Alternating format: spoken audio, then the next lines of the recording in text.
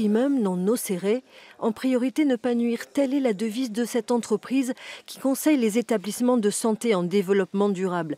Voilà 4 ans que ces équipes tirent la sonnette d'alarme sur les perturbateurs endocriniens présents dans les couches culottes pour bébés.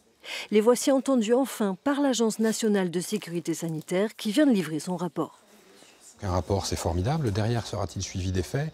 Là, pour l'instant, rien n'est garanti. Parce qu'il y a des actions à mettre en œuvre qui sont des actions exclusivement à mettre en œuvre par l'État et non pas ni par les industriels, ni par les papas, mamans ou les citoyens.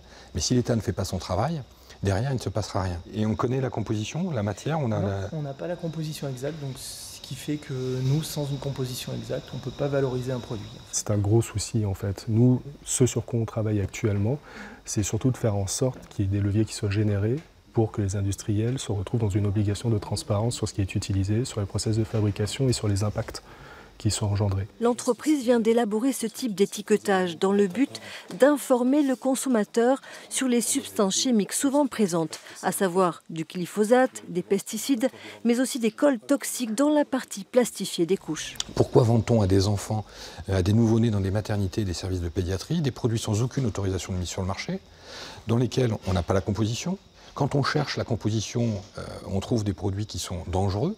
On l'a vu dans le rapport de l'ANSES, des produits sont classés cancérigènes, mutagènes, reprotoxiques.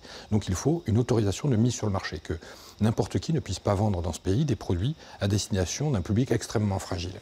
Le lanceur d'alerte propose une réduction de la TVA sur les produits écolabellisés déjà sur le marché. Une pétition a recueilli 2500 signatures.